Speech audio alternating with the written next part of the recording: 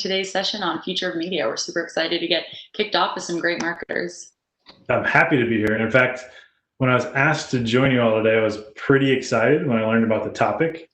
In a previous role, I worked at a major video game publisher, and I actually sold esports sponsorships. And that was a really exciting thing for me to be selling some of the first esports sponsorships with big brands for a publisher like EA.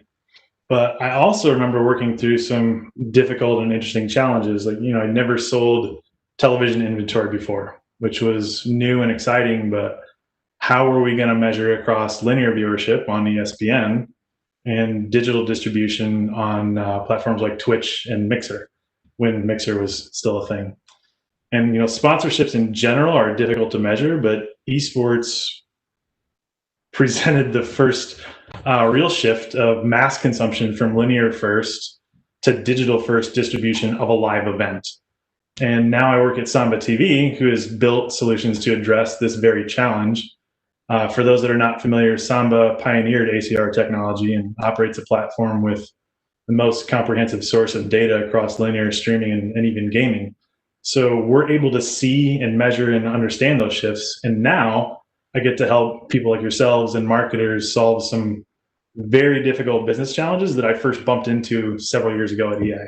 So it's been a fun transition to make in my career, and I'm proud to be working in a market leader in the space, but I'm really interested to hear from today's speakers. So with that, we're now going to welcome our first speaker of the day. We're thrilled to be joined by Heather Stuckey. Heather is the global head of digital partnerships for Mars Inc., responsible for leading the company's global strategic relationships with Facebook, Google, and Amazon, as well as a number of other emerging and mid-tier level digital platforms with a focus on driving value and accelerating business growth across Mars.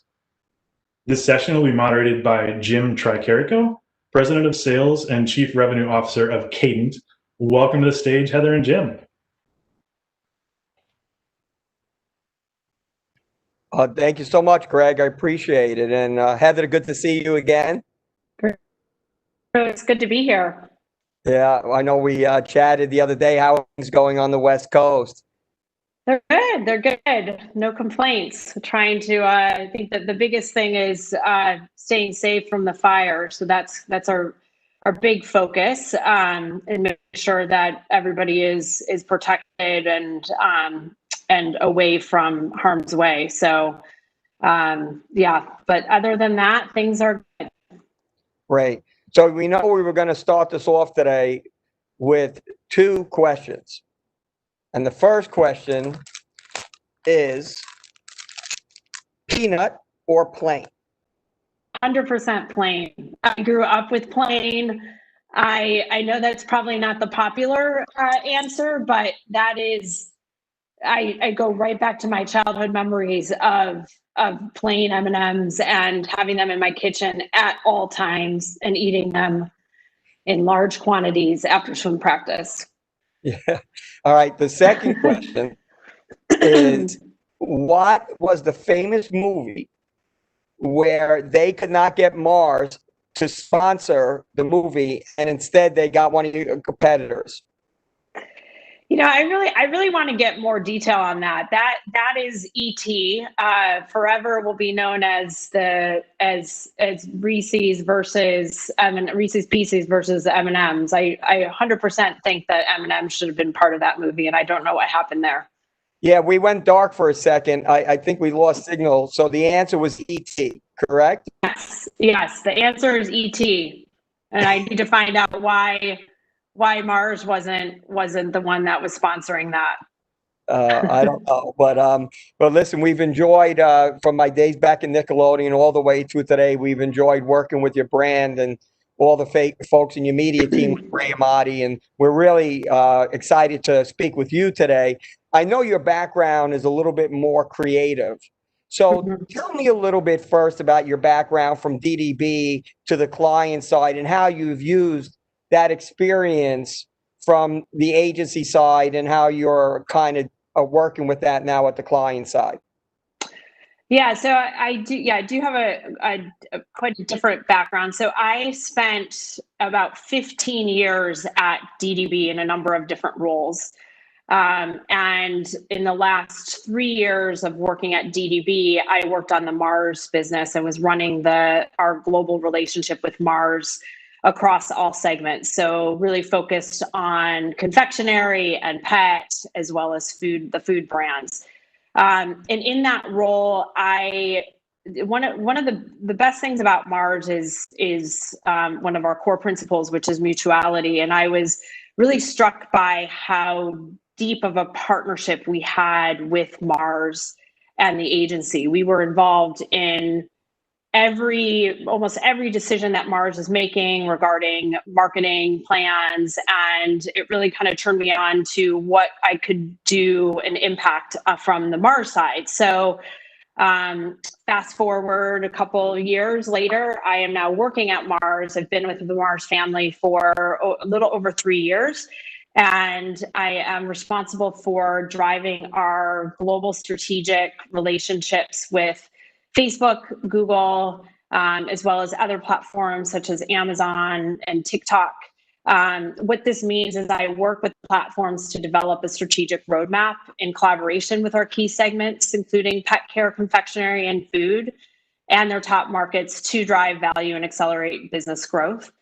So I think what I've been able to offer is how do you translate the great relationships that we've had from an agency perspective onto working with the larger media platforms, which is, if you think about how even platform relationships with brands have changed over the years, and just understanding how do you extract the most value from that relationship, knowing that they are quite different than your traditional TV sponsorship type relationships, and knowing that it's more of the platform providing a set of tools and data that we then have to take and figure out how to best translate to drive the most value for our brands on those platforms. So that's been a really exciting transition for me in terms of my own personal career growth, and just trying to figure out how do we take what we are so successful with in working with our agencies to the larger platforms. Excellent. So a couple of months ago, I spoke to the Barbie client at Mattel. And of course, that's an incredibly iconic brand. You also represent many iconic brands. So how do you keep a brand or all of your brands fresh over the many years that you've been marketing, to the marketplace, both through television and the different types of media that you have to choose as you go and try to reach your audience? Yeah, it's a great question. One of our big North Star is really, our goal is to make people do one of three things with our communication. So it's either to make people laugh, make people cry in a good way, or be useful. So we really look at that as our North Star of how do we connect with consumers. So we are obviously, as you said, very well known in the industry and have been doing this brilliantly for decades in broad reach TV, and also more recently in non-skippable online video. So what I'm now trying to do is figure out how do we continue to take that brilliance that we have and apply it to a rapidly evolving media landscape, where, once you've mastered how to tell a story in one platform or format, a new one appears.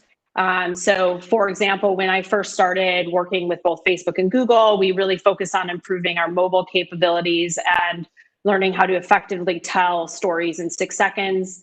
And then all of a sudden, a platform like TikTok appears, which out of nowhere, which felt like a completely different animal. So what we've created is an accelerator called Ignition Labs, which is helping us prepare for the future to answer questions like, how do we unlock that value at the intersection of media and content, and connect with the new audiences in different ways beyond the traditional media approaches and paid formats.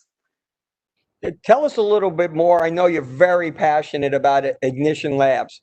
Tell us all about Ignition Labs. What's the purpose, and how do you incorporate that into your whole culture? Yeah, so so Ignition Labs aims to accelerate our rollout onto emerging and mid-tier level digital platforms through 5 focus areas, which we apply through every pilot that we run. So number 1 is really understanding what those platform specifics are. Number 2 is exploring new ways to develop that content. Number 3 is how do we implement efficient media against that? 4 is driving agile ways of working. And then also the 5th is looking at ways to scale to tangential platforms. So what that means is how do we take the learnings from the platform we ran that pilot to 2 other similar like platforms.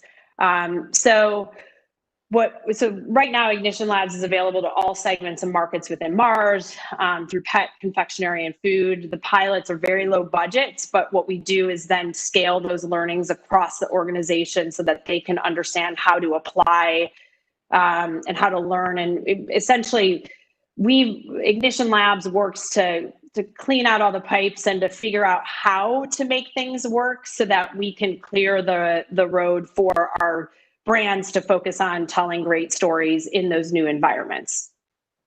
Great.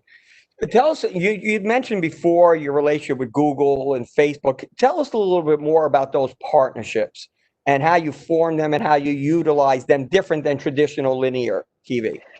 Yeah, so what we do is it's a very collaborative process between the platforms as well as with our key segments and markets, and trying to figure out how do we best utilize the platform in new and different ways that we're not able to do in other places. So really what our goal is our North Star for each of the platforms is what can we do together that only Mars and either Google or Facebook can do through our collective capabilities. So we create a strategic roadmap in the beginning of the year that really informs our strategic decision making on what brands we engage and markets are best to help implement and execute those initiatives. What we found through, obviously what the biggest shift has been for this year is things that were kind of a nice to have to test became a must have in the world of COVID-19. In our ability to shift pretty dramatically in that period of realizing that what we had was much more of a essential part of our organizational structure versus test and learns that we could learn. We had a little bit more time to understand, given that the relationships are so different than a traditional sponsorship or partnership with to your point, to a linear TV program. Mm-hmm. So you work across all the brands there. Why don't you talk a little bit about the difference in the brands between the pet foods and the confections, et cetera, and how the thinking is a little different on each one of those? Yeah, so I'll start with pet. So for pet, we have, obviously we have the full ecosystem of pet. So we own a number of veterinarian hospitals from VCA to Banfield to Blue Pearl. We also obviously have a number of CPG brands such as Pedigree, Whiskas, Iams, and Royal Canin. And so one of the things that we've been really trying to focus on is how do we deliver the most value to our pet parents. So I'll give an example that we had that we came across through COVID-19. Through working with Google, we found a substantial number of queries around pets and keeping them safe from COVID-19. From that, we decided that we needed to develop a utility and service to our pet parents to ensure that they were getting the right information. There was a lot of misinformation going around about COVID-19 and its impact on pets. And so we created a chatbot experience called the Pet Health Pal, which we created in partnership with Facebook and BBDO. It was powered by our Waltham Pet Care Science Institute, which is our science hub located in the UK. And really what our goal was is to provide pet parents with relevant content from a trusted source. And in that situation, it wasn't about selling product. It was really about providing a utility for pets. And so from that example, it's a really great example of how we've leveraged data and innovation to drive value. I'm super proud of the speed and agility to which our team worked to get this critical information out to the pet parents quickly, and we're continuing to optimize this experience to figure out how we can continue to provide more value to pet parents through this format. So, I think that's a great example of leveraging both of our partnerships through Google and Facebook to create a really true service and utility to pet parents that is very different than what you would traditionally find, and obviously beyond our our traditional, more standard media format type buys. Another example is from the Mars Wrigley side, where we partnered also with BBDO and Facebook to create a Snickers system of gratitude, which we were able to provide consumers with the opportunity to treat others and show their gratitude towards others without leaving the comfort of their own home, which is obviously very important during this time. So it was all about sending Snickers through a D2C. It was all D2C enabled, and it was all about ensuring that we could connect with frontline workers and connect with even neighbors or people that have been helping out, and provide them with those recognitions and rewards in a safe and meaningful way. So that's just another example of how we've pivoted and how we've looked at different ways to engage with consumers, leveraging the platforms and really delivering something that's truly different than what we'd be able to through other types of partnerships. You know, the two words everybody's getting sick of hearing is new normal. Yeah. I'm pretty sure we're ready for the old normal to come back. Yeah. Pretty soon. But let me ask you, in this new world, right? And everybody's using data, but it's so hard because viewing patterns have shifted, purchasing habits have shifted. How have you adjusted in this world of the new normal with data and how you're using it? Yeah, I mean, I think that the biggest shift for, if you think about our, just if I were to take the Mars Wrigley confectionery segment as an example, we are those brands are primarily impulse focused. So we really had to shift our ability to be available to consumers through this time. And I think just, obviously what we focused on is making sure that we were where the consumers were spending our times at the time, and obviously shifted a lot of that to digital media, to online shopping, making sure that from a search perspective, our brands were more visible in that space. And so I think that it's interesting because that was a transformation that was already happening, that has just continued to accelerate during this time. I would say from a pet care perspective, what has been interesting is one of the things that we launched was, obviously we're very focused on eradicating dog homelessness, and what we found obviously through the lockdown especially is that there was an increase in pet adoption, and so we wanted to make sure that we were able to match animal lovers with the right companion, while keeping all humans and pets safe.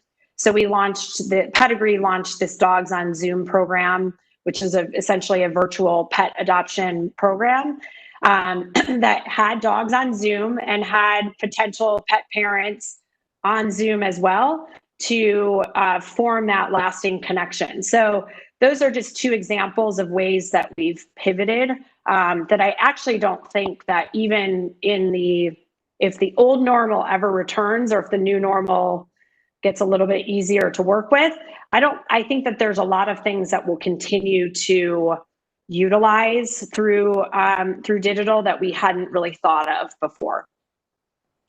You also, I know, have some of a creative background, and creative has played such an important role in your brands over the years. Has the current situation changed any of your thoughts about creative and how you get your message across and the tonality of the message? Yeah, absolutely. I mean, we want to make sure that, number one, that we are providing the, utility and service where we need to. And I think from, obviously from a messaging perspective, like everyone else, we were quite limited in how we went about doing that. We also want to still provide that level of entertainment and that break from reality. So one of the things that we did through Ignition Labs actually was we were trying to figure out how to reach new, younger audiences and engage the next generation of cat owners with our Dreamies cat treat product in the UK. And obviously with TikTok, we know they have a high composition of 16 to 24-year-olds, high user growth, and high usage of the platform. People are spending about an hour a day on the platform, and over half of them are uploading the content. So we worked with influencers. So instead of us creating the content, we worked with influencers and briefed them on our iconic campaign, which is all it takes is a shake, and had them, the creators on TikTok, film their reactions of their cats, the reactions that their cats had when the pet parent shook the Dreamies bag. And so it just showed we had them develop that content and also assigned to a custom music track that TikTok created for us. Through this pilot, we were able to gain quick learnings that we could then bring back to the organization to understand how to approach developing content on TikTok. And actually, we did it because we were trying to learn more about how to work with influencers on the platform. But I actually think that it was such a perfect way to engage with audiences on TikTok that I actually don't think that we would ever want to go back to just running standard advertising that our brands would develop, because of the authentic nature of what an influencer can bring to that particular experience. So I think in learnings, it was more around how do we get our brand message out there in a relevant way that is meaningful to the audience that we're trying to reach, and knowing that we're a little bit restrained in terms of what we can personally do from a production perspective, but wanting to still make sure that our brand messaging came out across. So I think that was a great example of how we've been able to pivot during this time, and probably will continue to apply that same approach moving forward. Great. Well, I got a text while you were speaking from my SVP, Rick Beispel, who wanted to let you know that he adopted he has a rescue dog. So, oh, nice. Yes, but he has a bigger question. Did he do it through Zoom, through the Pedigree on Zoom? He's listening, so he'll text me and he'll give me that answer, because I see him calling right now. But the question, we all know that there's a big holiday coming, which is pretty important to Candy, me, by the way. And hopefully nobody comes to the door, because they're not getting my peanut M&Ms. So, but how are you handling Halloween this year versus years past?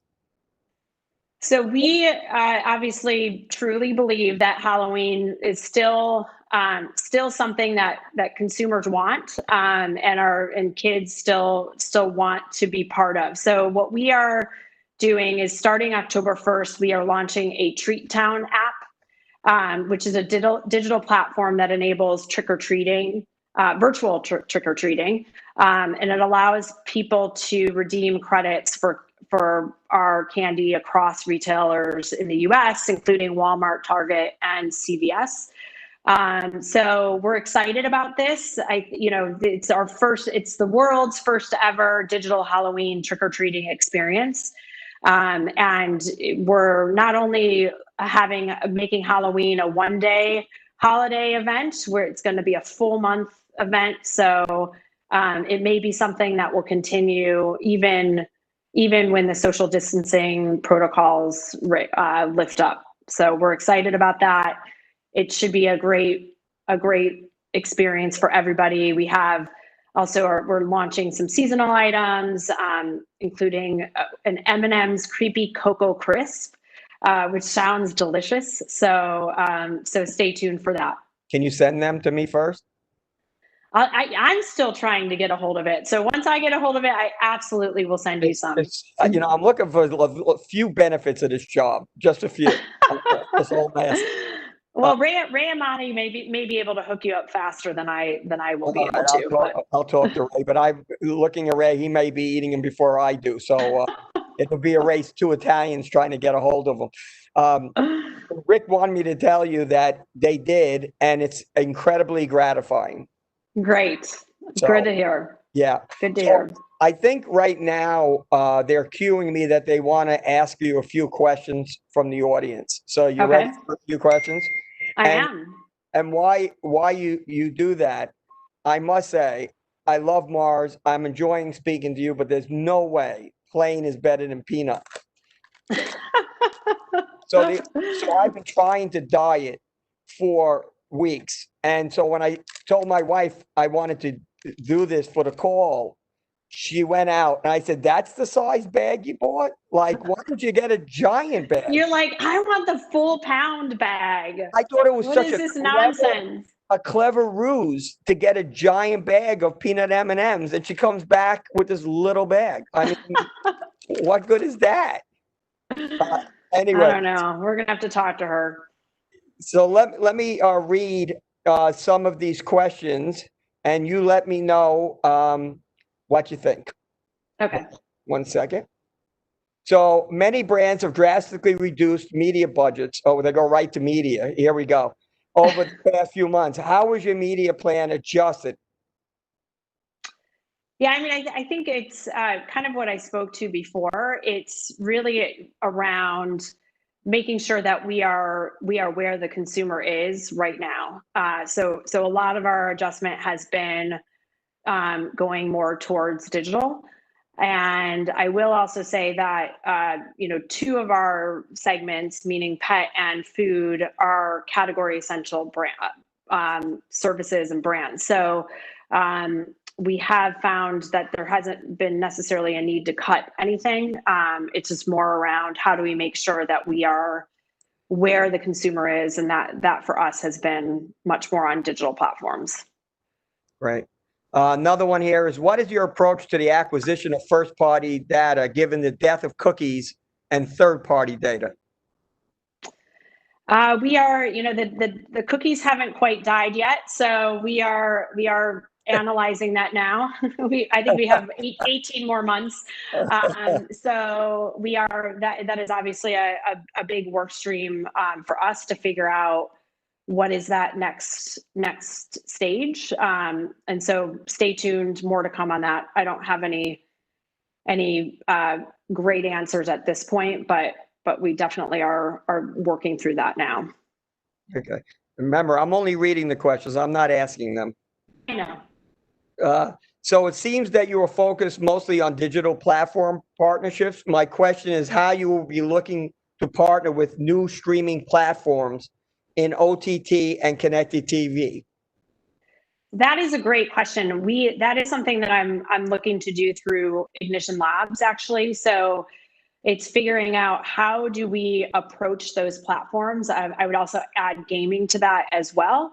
to ensure that we are developing the best content for those platforms. So even though we could, like, even if I think about non-skippable video, we could run our linear TV ads on non-skippable, but it probably wouldn't create the best experience. So how do we apply best practices for an OTT environment that would enable the best consumer engagement?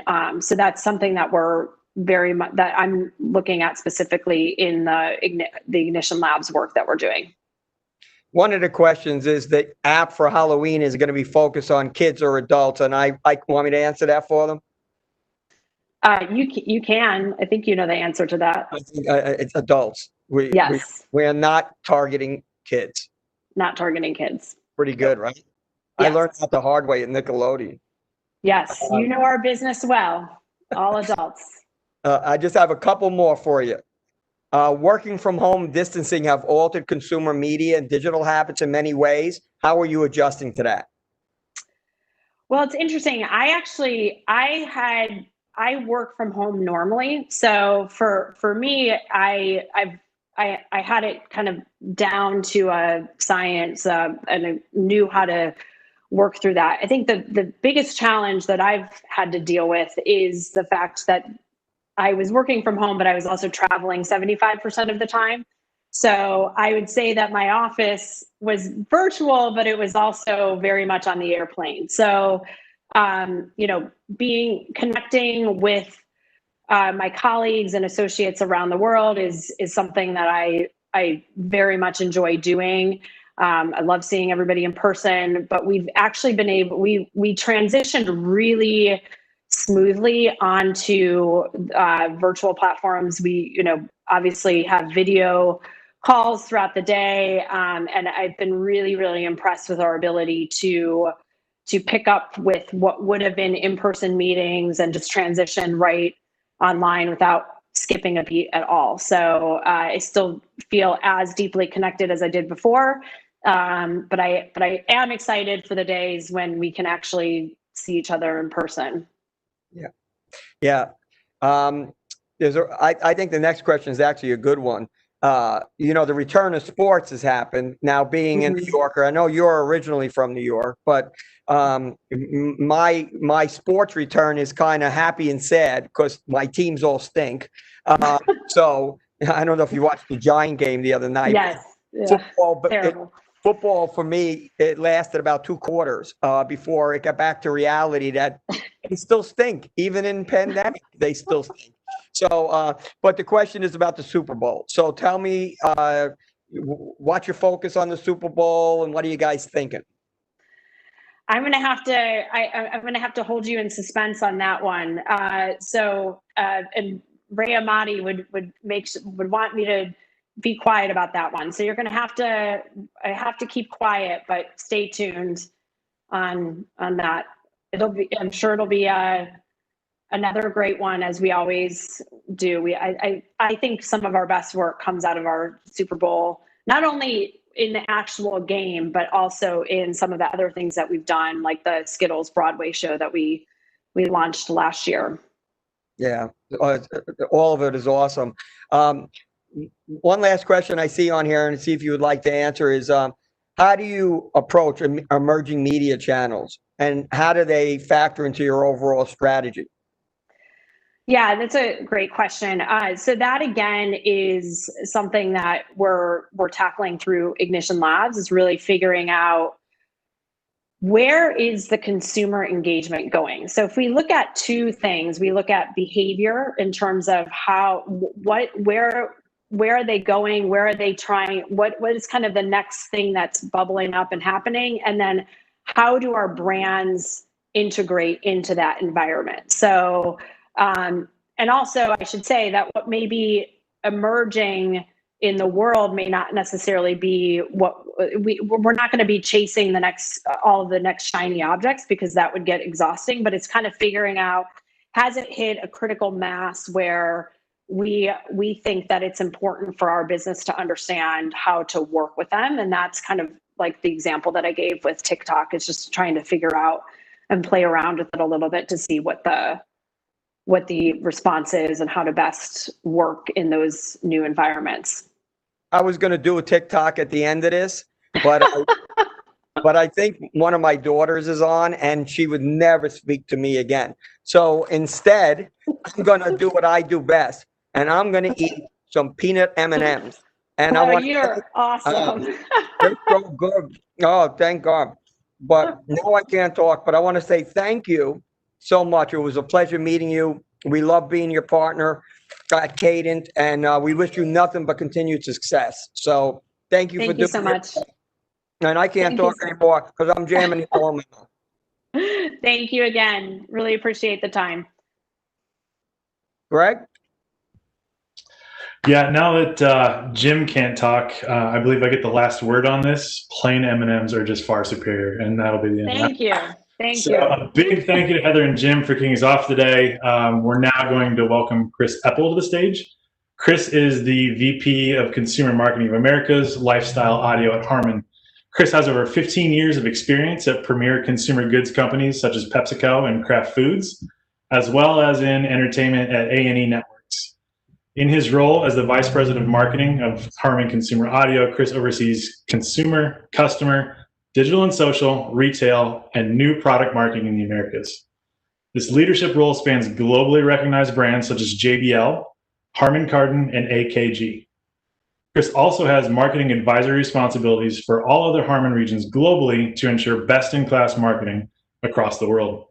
This session will be moderated by Olu David, the Director of Advertising Sales Partnerships at Vivo. Welcome to the stage, Chris and Olu. Thanks, Greg. Hey, Chris, are you there? If you are, you may be, you're muted. My dramatic entrance moment. Drum roll, please. Exactly. Cool, man. Good to talk to you. Good to see you as well. And I'm glad that we were fortunate enough to have Greg come in and do these intros, so I don't have to spend a ton of time around that. So I'm excited to talk to you today. As we know from this summit, everything from TV, music videos, gaming, esports, the evolution. I think we talk about the future of media, but we're living in the future, I would say. You know, I've been in this business for the last almost 20 years. I know you have the same. And all those things for those first few years that we've always talked about, I think we are literally living them now, inclusive of having these summits via this video right now, right? So before jumping in, you know, I really would love, you know, you being the VP over at Harman Audio. Harman is such a robust company. And I would love for you to share with the audience and even just kind of give more insight within me about, you know, what you really cover, the brands that you oversee, what your role encompasses, and then any key initiative that you are working on that's really like locking in on your time these days. Yeah, sure. No, absolutely. I'll give you the way less corporate version of my bio. Explaining that. So as you heard, I'm the VP of Marketing for Harman Consumer Audio North America. And to explain what that means is Harman is a company owned by Samsung. We're a global technologies leader in two areas, connected technology and audio technology. And Harman's broken into four groups. You have pro audio, you have connected services, you have car audio, and you have consumer audio. And the easiest way to explain it is anything you can buy in a store is the marketing I oversee. So sound bars, portables, headphones, car aftermarket speakers, boat aftermarket speakers, anything you can buy in a traditional store is the marketing we do. And you know, to your question on sort of what I'm doing now, me and the team have talked about really three things. One is remaining relevant. Two is remaining culturally aware. And three is probably the newest, which is providing value in these unbelievably historic and unprecedented times. And that could mean everything from working from home, remote learning for kids, and then this other key piece, which is really improving your home experience. So if it's the right soundbar because you're streaming a ton of content on Netflix, or if it's portables for the house, or if it's like headphones to work out in, like how do we provide value in the world we're living in right now? Right. Well, again, that's amazing, and it really has become an all-encompassing thing. Obviously, with just the last 6 months of the way of the world and where we are, I would say that the increased level of need for those types of things in the home, especially, I think is unprecedented. So, it's great that you guys are taking that stance and that perspective on how you approach the marketplace. So, I do want to jump in a little bit more around JBL specifically. I know because that's a big part of your overall scope. And before I get into JBL too much, though, I do know that there was a video creative asset that you shared with the team that I was lucky enough to quickly see. But I think it'd be awesome for the team to roll that and play for the viewers right now. Great.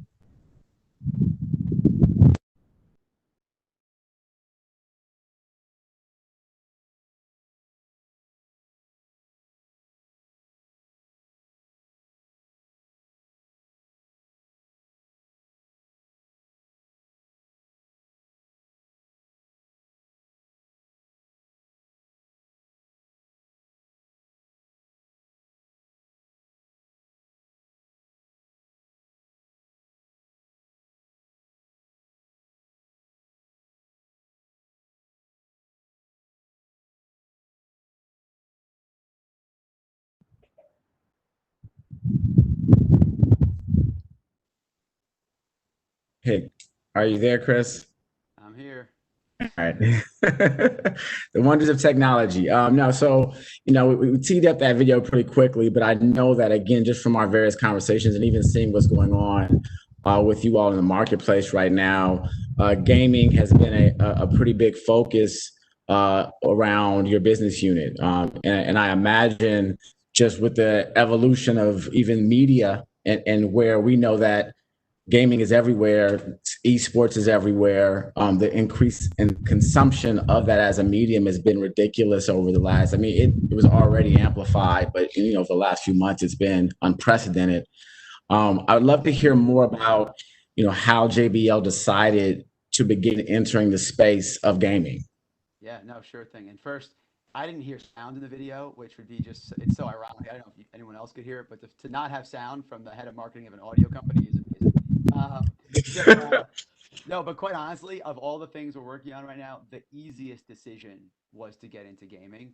And, there's this kind of like unfortunate twisted irony of the fact that, listen, these headphones take years to make. So we've been looking at the space for years, but the fact that we were able to fast track our launch, looking at what the trends in the world were, it's a real credit to our product team. But the world gave us an unfortunate opportunity to say this is the time to do this. But just listen, let's go back a year pre-COVID. So you got 2.5 million people in the U.S. either watching gaming content or playing a game. The World Economic Forum called it, I think it was like 20 or 159 billion-dollar business, of which almost 5 billion is just from headsets alone. And if you think about what a headset brings to gaming, it's connectivity. And it changes the way, right? So I don't know about you, Lou, but I used to have a Nintendo and I had a set like this, and maybe I would call my friend and talk to them while I was playing, but like the connectivity that a headphone allows changes culture. And we are a brand, and I'm going to speak specifically to JBL because the headphone that you might have heard them or you didn't hear them say is called the JBL Quantum. That's the line of headphones JBL's launched. So I'm going to speak specifically on the JBL brand. JBL creates culture for Gen Z and millennials, and that's really where we sit. The metrics are right, the timing was right. JBL's actually been around for 75 years in pro consumer audio, and for headphones specifically, you have true wireless, sport, you have pro, we have all these spaces we play. So gaming actually just made sense as a place to go. And the last thing I'll say about it is, we did over 1,500 interviews of gamers, from the person who like maybe just watched a Twitch video to a pro gamer, like, and everywhere in between. And what we found is the audio experience is probably one of the greatest opportunities. And 3 comments were made. I'll read them out, and this is what led to what we have. So immersive and accurate sound, advanced communications, and comfort and ergonomics. And so our JBL Quantums, which are right here, basically have 360 sound, so you can hear people playing around you. If you're playing Fortnite and someone's running behind you, you hear them behind you. It's got an adjustable mic, so if you want to hear your friends more than the game or vice versa, you can change that. You want to flip up the mic and mute real quick, it's got a quick mute button. Mm-hmm. And then it's got, we've heard lightweight and comfortable, right? So they're leather wrap, but they're not too hot. So really we took the learnings of people and applied it right to our headphones. Right. No, I mean, it makes sense. And just for the record, the audio for ran, and it sounded amazing. So good. I it didn't hear did. it, so I guess it's probably just as a speaker. Yeah, no, it sounded amazing. And to that point, obviously there's a heavy competition in that world. But one of those things that you all have is such a rich history. And I just feel like, to me, it makes a lot of sense, right? You go back to 2019, I think there was an article I read where Reed Hastings, he talked about media and the biggest threat even to Netflix. And he said it wasn't any of the other biggest, what we look at as the media competitors, right? It was Fortnite, is what he said in that article. And so if you're a brand and you're thinking about ways to future-proof your business, or just even be creating value to hit audiences that you're looking to reach, naturally gaming made total sense. So, I think that it's a great position to be in there. When you're talking about culture, and you all have that history of working with league partnerships previously with the NBA for so long, and the cross-pollination of whether you're talking athletes or music artists for that matter, and them jumping in, how do you balance the approach of aligning with an authentic conversation with like the pure play gaming audience versus aligning with those more household traditional athlete artist names that integrate and cross over? Like, what is the thinking behind the approach, and how do you do that? So actually, you right at the very end of that sentence, you basically answered it for me, which is right. So JBL's got 3 cultural pillars: sports, music, and gaming, and we keep it real clean and keep it real tight. And frankly, where they intersect is the sweet spot for our brand. What you're seeing right now is this incredible kind of like intersection of the 3, right? So every athlete wants to be a gamer, every gamer wants to be a musician, every musician wants to be an athlete. And so when they sit in the middle, it's like right where we do our best. And so right now, I'll give you an example. Zach Devine on the Bulls, he's one of our ambassadors. Zach is also a big gamer, just launched his own Twitch channel, plays in professional gaming tournaments. So he's wearing his JBL headphones when he's not on the court, when he's gaming. Right. He signed 100 Thieves. When we decided to get into gaming, the first decision we made was who are the ambassadors that can most authentically tell our story, right? Because anybody could run an ad. Anyone could go do what we did, and you get an agency. We got a great agency called Petrol, and have them go make an ad and run it. But the reality was you need to be authentic and have a real point of view. So the first decision we made was sign 100 Thieves. They are a gaming team, right? They got all these gamers that are experts in what they do, but they're backed by Drake, Scooter Braun, Dan Gilbert of the Cavs, right? They're part of culture, and their fashion lines sell out as soon as they drop them. Their content gets seen by millions of people. So we basically went to them first and said, let's help us authentically enter into the space and build that relationship. But then you also want like your Giannis or your Kembas, who are athletes of ours. You want the pros, the highest of high pros. We went out and signed 3 of the top gamers in the U.S. right now: Cypher PK, TP, and Sinatra, who are big-time gamers. Collectively have like a 15 million person reach, and basically said, help tell the professional cred story of our brand. So we really use the power of ambassadors as our launch point for this brand. Media actually hasn't even started running yet, intentionally, because we're still telling our story. Right. Yeah. No, I mean, I think it makes sense. I think the evolution of media, just media strategy for that matter, a brand building is where you have to lock in on those touch points and those pillars, whether those pillars are actual gamers or people who are the athletes or the musicians. So it makes total sense. And I love the approach. You kind of took the next thoughts I had around the partnerships around 100 Thieves, for example. And I don't know, you kind of, talked about it, but can you unpack that partnership a little bit more as it relates to, obviously I'm sure every gamer on their team is equipped with the JBL Quantums, but are there is there content, like a little bit, the details around that? Yeah, no, absolutely. So for sure. And it's funny you bring up kind of the media strategy, right? Because let's go back, let's say 10 years ago, right? Even 10 years ago. The first thing you would have done in a product launch is write your media plan, right? It's the first thing I would have done, right? And you would have gotten the RFP and we would have started talking media. The reality is we were like, no, we're not doing media first. We're going the ambassador route first, and then we'll get there. And so 100 Thieves, right? Like I said, top gaming team, but also gaming lifestyle brand. We went out and went right to Nate Schott, their CEO, had a conversation with him and said, I want you to help us build a lifestyle brand out of these headphones. And so we're the official sound, the official headset of 100 Thieves. They use them in their compounds. They use them when they're doing all of their content creation. They use them in their streaming rooms. They use them in all their team rooms. And like I said, Nate Schott's studio.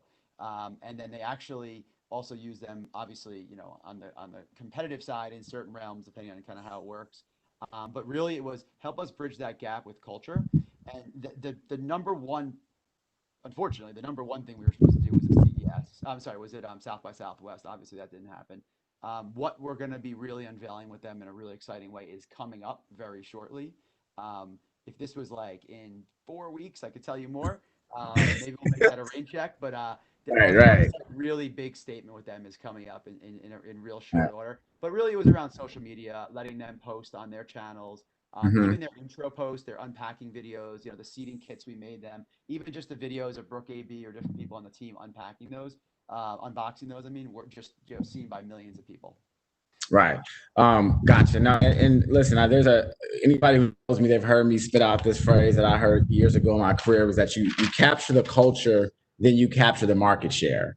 And, that approach really makes sense to me. My background, we talked about it a little bit a few days ago. I've spanned the gamut of whether you're talking selling media, content, athlete and artist partnerships, and there's a place for it all. And to your point, 20 years ago, 15 years ago, it was pure play. Let's just do that media. And even me working here at Vivo now, right? Like, we are a media driven platform. Like that's our value proposition. But when we sit and have conversations with clients, it's like, hey, what is where you are in the evolution of the brand and the communications.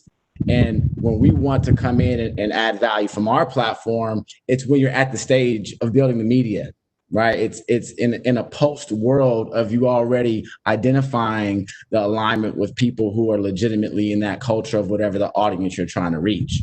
And the building of it really makes sense, which kind of dovetail into my next question, specifically around partners and platforms. And I know you aren't there yet as far as execution, but from a strategy perspective, is how are you looking at that, at the criteria when you look at media platforms that will begin to support everything that you're doing? Is the thought to go purely around endemic Twitch, Facebook gaming, any of those, YouTube? Or is it let's save that for the organic reach that you get within the alignment with the players? And do you go more broader general market publishers and platforms? Yeah, no, it's a fair question. And there's going to be a little bit of a hybrid of the two. And I should go back when you think about my comment before about fast tracking these. I mean, we launched these headphones officially, I think in May. So we've only been in the market for 4 or 5 months now. So and everything got moved up, earlier than planned. Right. I think during COVID, you saw, was it like a 15% increase in Twitch viewing? You saw gaming consoles and gaming consoles were the number one product in consumer electronics for a couple of weeks, and small TVs were number 3 for people looking for a gaming TV to play while they're watching TV. So it just showed you how quickly people pivoted to the space. So we were like, listen, we're almost there, just launch them. And that's kind of so. But from a media perspective, listen, you have to tell a lifestyle story, right? So we want to be in places that are in the lifestyle space, but broad. So it's not just about going after just the hardcore gamer or the professional gamer. So we want to be in more of a lifestyle space, but at the same time, we know that our sweet spot based on the headphones we launch are going to be in that moderate to heavy gamer. So we also do want to credibly speak within the gaming space. So you'll see us in the gaming space as well, into the more, hardcore gaming spaces.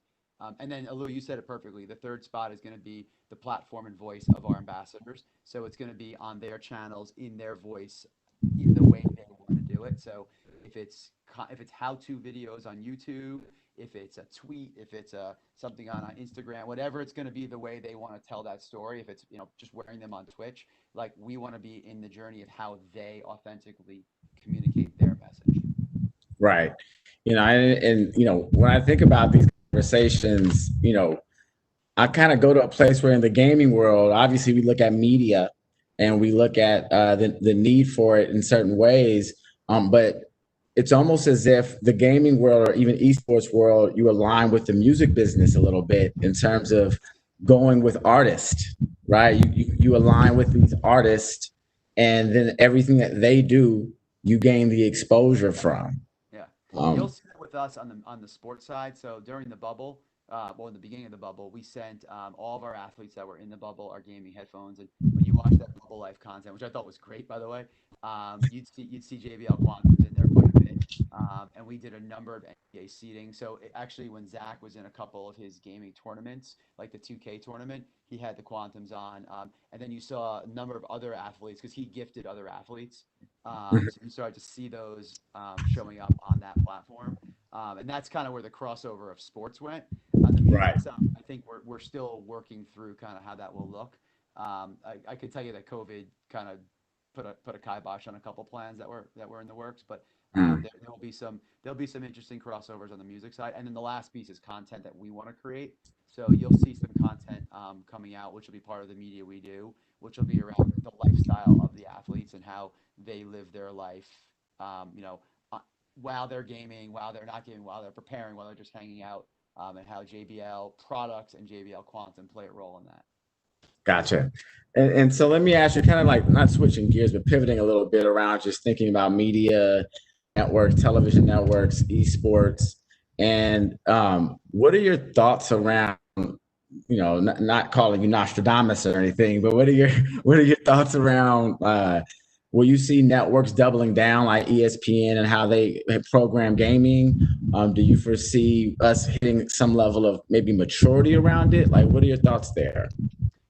Well, I wouldn't say maturity yet, but the most staggering stat I heard probably in any part of the research on gaming was that by the end of 21, esports is expected to surpass all sports except for the NFL in the United States. I mean, if you think about that stat, right, all the hours of sports I've watched, esports will surpass all but the NFL by next year. So it tells me that I firmly believe that there's going to be the sports networks, I'm sure, are thinking through how does gaming play a role? Is it like, there's going to be a fear, right? I'm sure there's a fear into going into that space, but there's got to be a role that it will play. I also think brands as a whole, brand and media people will start to think about, like, do I start to take dollars off of other sports and move them into esports? I mean, I think it's a very fair question to ask. If it's in theory the number 2 most viewed sport out there, so I think you're going to see a lot of change. I also think the NBA and like if you take their 2K league, you're going to start to see thinking about how brands spread their dollars even within teams if they have both. If they're involved with both. So I think you're going to see a lot of change. I don't think anyone's running from big media buys in sports, but I do think you'll start to see some changes in philosophy and some tests, certainly some brands that you just heard Eminem's talking about that just now, like thinking about entering the space. So you're going to start to see brands dabble and figure out sort of where their foothold is and strong point is in like real time. Yeah, I'm sorry. You mentioned the M&Ms, and I got fixated on the whole Cocoa Crisp that you mentioned. But yeah, no, what's interesting around that, and obviously dealing with the pandemic over the last 6 months, we all have so many different layers to it. Business, personal, professional, and so when there was that pause in the sports, right, during that March through May time, and really is just over the last month or so that we've been back into some level of gear of that sports world. To your point, there definitely, I think, will be. I agree that there'll be not some huge mass exodus or retransferring of allocation of dollars per se, but there'll be more strategic moves for sure around how those dollars go. I think it's forced everyone to reevaluate their process. You speak about the NBA 2K league, and so they haven't been on this huge platform as some of these other League of Legends and Overwatch leagues that happen. However, they consistently grow, and because NBA teams, all of them own one of these NBA 2K teams and leagues, like it makes total sense to invest more in the production level of even those events and how do we bring brands in more. So it's something that, to be honest with you, I hadn't had a lot of conversations about very recently around that, but it makes total sense, and I would imagine they would do so. And even the thought around, again, kind of my head stays in the space of being at Vivo, for example, and we did a lot of stay-at-home concerts and performances. And so I'm wondering, like, where that space will probably lend itself to as we look forward around athletes and artists, or trifecta of gamers playing games, and being able to kind of just broadcast live or stream live from their homes, and how much more that's valuable and creates another platform for brands like yours and other brands. Yeah, and that all falls into that. I wish this was 1 month from now conversation, for us at least. It's interesting. I'm going to go off media for 1 second because I want to go back to behaviors, because there's another interesting thing that we found that I mentioned before. We were really trying to provide value, and that was like the biggest. Listen, everyone involved in this whole summit is thinking right now around pivoting, right? How do you pivot? It's like the Right. pivot of 2020. And one of the really interesting things we learned was, listen, like you, like me, we're sitting at home, right? I just realized I had the camera going into my closet. I just turned the screen, right? But one of the things we learned was our headphones are really good for working from home. And so we actually, in no way was that part of our original strategy. And we realized that, like, ourselves, literally all day long, I'm on this thing. And so we started some kind of secondary social content. It was work hard by day, game hard by night. And it was like, use these during the day for your work calls. And it's got a boom mic, and it's got a mute button. It's got all the kind of the features you need. And then, by the way, I assume you're going to be gaming later. So, we found ways to pivot even in behavior of us as users of the products. So it was a really interesting time to think about. We were like all about gaming. They're like, wait a minute, we're work from home too. So we pivoted even the product benefit of our brand in this whole unique moment we're all sitting in. Yeah, no, it's smart, and brands have to do that. Sometimes you're forced to do it. It falls upon your lap around, like, what are the necessities of my end user, right? And how and how can I make things so they don't have 3 different pairs of headphones per se. Maybe they do. Nothing wrong with buying more headphones, but. Nope. But it's an interesting point. Let me ask you. I know you said that there's things that you guys have rolling out that you can't really announce more, but do you foresee in that, the holidays are coming up? I'm sure there's, heavy ups around just where you'll be showing up. As it relates to any partnerships with any artists, are there any artists that you guys are working with, or on your ambassador roster that you foresee, DJs or whatever it may be, that you foresee coming into play around this even gaming initiative? I think you'll see a span. It'll cut across a number of spaces. So one will be the tier A artist that everybody knows. There's a no doubt place where we play and will continue to play with DJs. And I think, frankly, it's kind of who's the next big artist. It's fine that the next voice, not the show, but the next artist that will be prominent in music. So we have plans in place across all 3. Really kind of hitting all gamuts of the music space. It's funny when you're a brand, and next year, by the way, is our 75th anniversary. So there's a lot that this brand has, from literally Frank Sinatra using AKG mic to Paul McCartney using our product. Like, there's such heritage and credential to, like, literally who's the next big artist. So it's a delicate balance we have to face when we're trying to, like, play to our strong point and then also think through kind of the next emerging sound. So we have things that will be rolling out soon, and I'd say by like Q4, to your point before, where holidays a big time for us, you're going to see a lot of changes and a lot of announcements of things we're doing. Gotcha. So let me ask you a question. It's more around, like, your journey, right, and your career, and obviously you spent a lot of time working in media marketing and innovation at PepsiCo.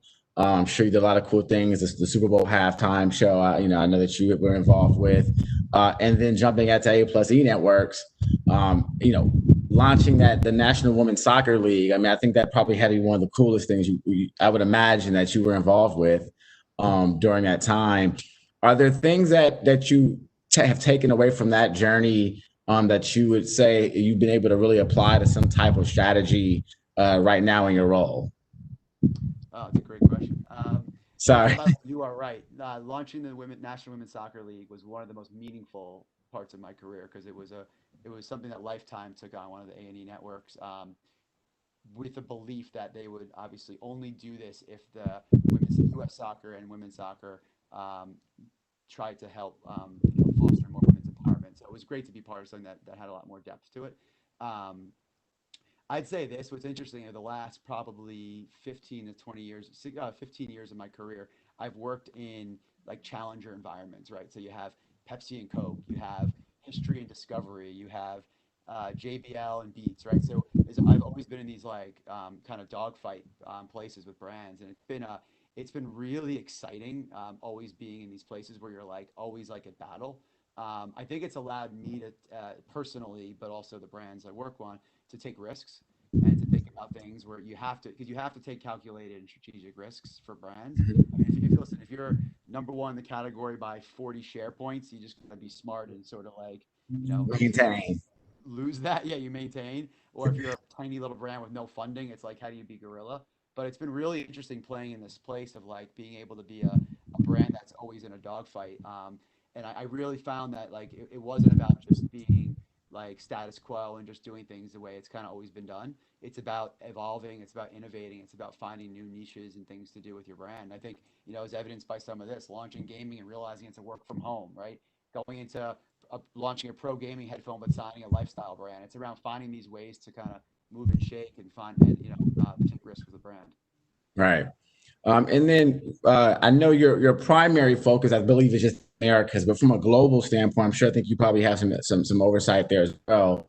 Are there things on the horizon you can share with us globally? Or I know that you have certain athletes, for example, that you probably have partnerships with around JBL. Sure. Yeah. Anything you can share around that? I'm curious about.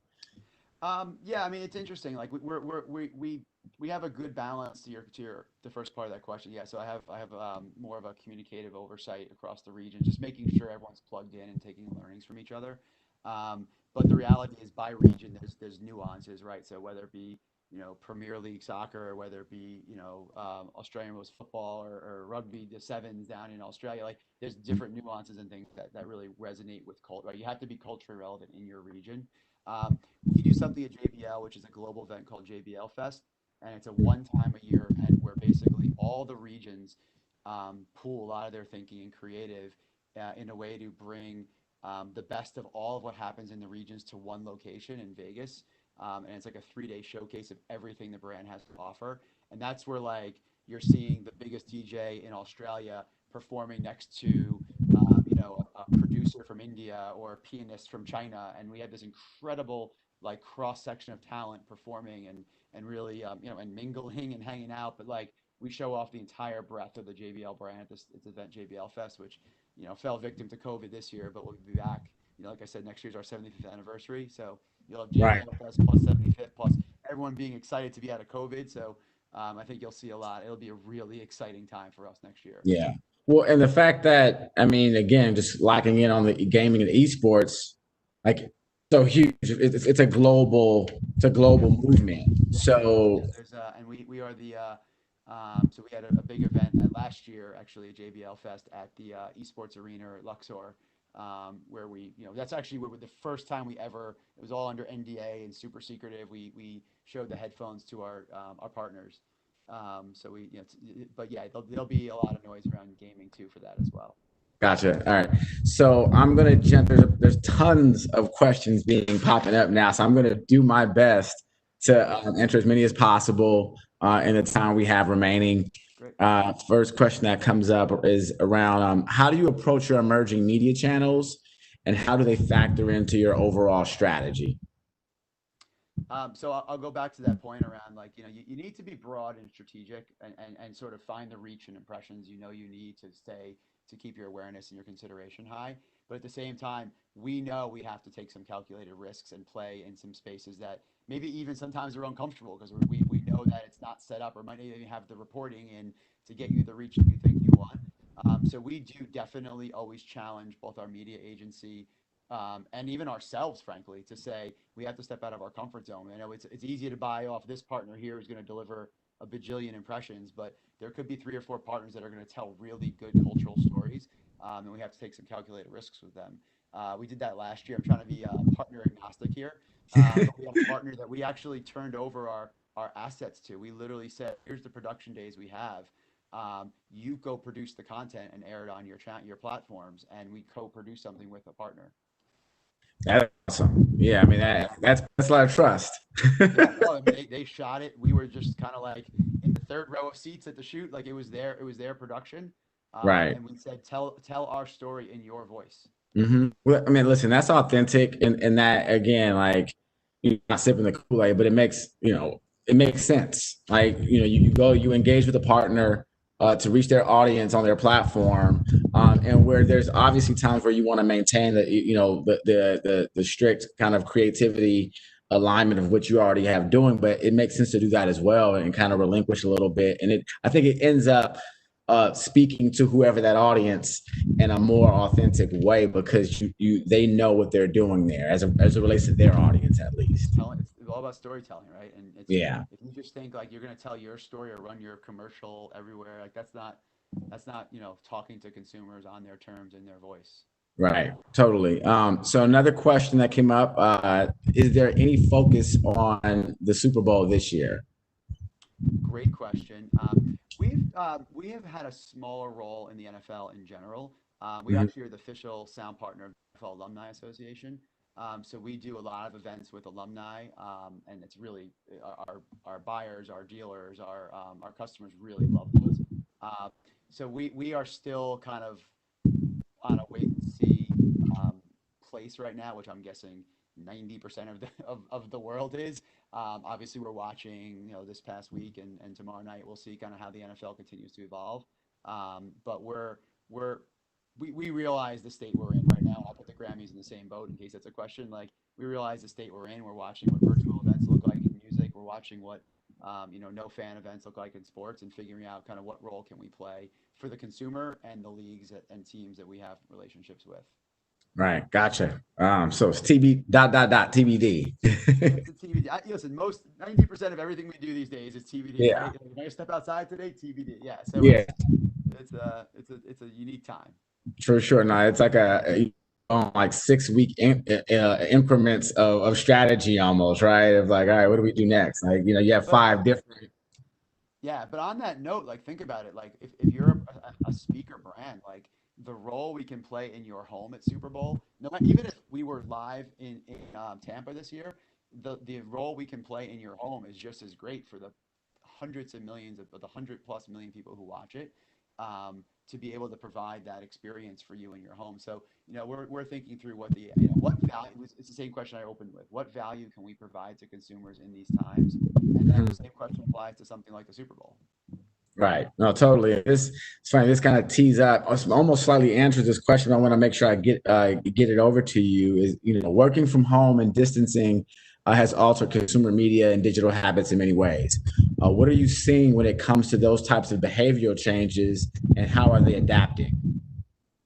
Yeah, I mean, it's probably I'm guessing this question. If this question has been asked all day, I'm sure the answer will feel fairly similar. But it's around. And I'll go back to the kind of that line of like, we have to tell the right story to the right consumer at the right moment. And so, we're finding right now there's been even pivots within, and I'm going to stay partner agnostic, but there's been pivots even within social media. Certain platforms right now are working better for us than ones that had worked a couple of weeks ago. Shoppable social, the move to e-com versus brick and mortar has been seismic, right? So we're finding shoppable social playing a huge role that maybe it had been a small little test focus for us previously. So we're watching, we're testing, and we're reading, what we're doing. But those are some pivots we've seen right there. I think if you took my budget and said how much of it was social, it's certainly expanded versus maybe it would have been a year ago. And if you said, if you had told me a year ago we're going to put a whole bunch of investment behind shoppable social, I would have said, sure, put a couple dollars into it. But like things are just changing so quickly that we're trying to evolve with the speed of culture right now. Yeah. No, I mean, it makes it shoppable, especially with shoppable. I mean, and obviously you have other kinds of platforms. I won't mention any as competitors, right? But I've seen some headlines around the functionality, like being there now that I don't know if it was on a track to be there, prior to a stay-at-home world. So everybody's kind of pivoting to align with that. And then I think we're coming up on time. So let me make sure. All right. There's another question. When it comes to the approaches to data and cookies, is there an approach with acquisition marketing? Listen, it's an important part of the business. You have to be this is something you have to do very carefully and make sure you're doing it right. I'll answer that a little more broadly and say the no-brainer part of this is that the e-com business within Harman has seen incredible growth. But then how we do it, how we communicate, who we're talking to, how we're targeting has really changed and gotten quite sophisticated, frankly. So we've really done a lot to try to keep that growth, the streak we're seeing, right? But as smartly as you possibly could, because that's a space you don't want to get wrong. Exactly. Yeah, and that's how we feel around the same kind of conversations we have at Vivo. Everybody wants to make sure they're aligning, providing the most data-driven solutions as possible, but you have to be very smart and responsible about it. Yeah, for sure. I think we're coming up on time. I want to respect. I think Craig is jumping in right now. Yeah, hey guys. So Chris, look, I think you may be onto something with this whole work by day, game by night. Case study one, I'm sitting in my office. You'll notice I'm sitting in a professional gaming chair. I noticed that the second I logged on. Yeah, Pro ESports chair with my name on it. I'll tell you that story in another conversation, but if I need to step up to the plate and sign the industry's first working stiff headset ambassadorship, I appreciate that. Yeah. I'll be the second guy. This is beautiful. It's perfect. So listen, thanks so much, guys, for stepping in today and closing out such an amazing day on the future of media, TV to esports. Special thank you to you and all of our speakers for such engaging and insightful conversations today. I know I personally took a lot from every single session. So to everybody else out there, we hope you all join us again for the next Brand Innovators livecast tomorrow at 1:15 Eastern Time for a livecast on women in marketing. We'll be joined by marketing leaders from Michelin, Nissan, Marriott International, WPP, and more. So thank you.